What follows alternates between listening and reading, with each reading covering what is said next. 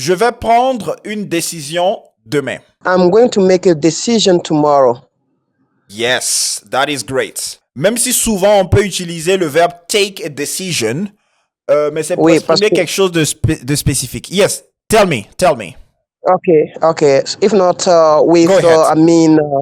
with modern English, I heard that the verb take does not really does not fit with, Exactly. the current. This is why we better use make. I don't know if it is. That's the thing. I mean, right. There is one thing about modern English. Au fait, avec la grammaire moderne et aussi le vocabulaire, il y a des structures qui ne sont pas forcément fausses. Hein. Ce sont des structures qui sont beaucoup plus usitées maintenant, qui sont beaucoup plus courantes dans l'anglais moderne. Par exemple, lorsque vous utilisez to suivi de l'infinitif. I like to play football et I like playing football. Dans la grammaire moderne, on dira I like playing football, n'est-ce pas? Exactly. Mais I like to play football, c'est aussi correct. Donc, c'est une structure un peu plus ancienne, mais elle reste correcte. Donc, après, ça ne sera pas forcément en termes de structure erronée ou structure correcte. La nuance va se faire surtout en termes de langage courant. Et puis, ça va dépendre aussi du contexte dans lequel on se trouve. Il est fréquent de poser des questions au present perfect en anglais britannique. Avec have. On pose beaucoup de questions avec have, par exemple. C'est ça même, c'est ça. Donc, ils vont dire, have you got a pen?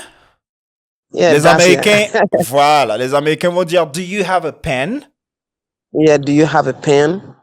Et même même dans certaines structures où normalement on devrait utiliser le simple past typique, les Britanniques vont utiliser le present perfect dans des phrases affirmatives et aussi dans des phrases interrogatives. Donc, ça dépend, en fait. La notion de... sur ce genre de règles de grammaire-là, il y a des expressions qui peuvent être désuètes, il y a des structures aussi qui peuvent l'être, mais généralement, c'est juste quel est le registre que vous utilisez. Et puis, bien évidemment. Et puis le langage populaire, le langage courant.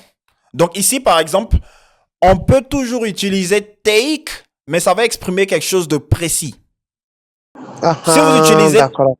Voilà, c'est-à-dire la différence entre making and taking a decision sera que lorsque vous prenez une décision, donc à la base, vous y avez pensé, you've made the decision, you've made up your mind, et ensuite, quand vous passez à l'action, vous pouvez mettre l'accent sur le fait d'être passé à l'action en utilisant take.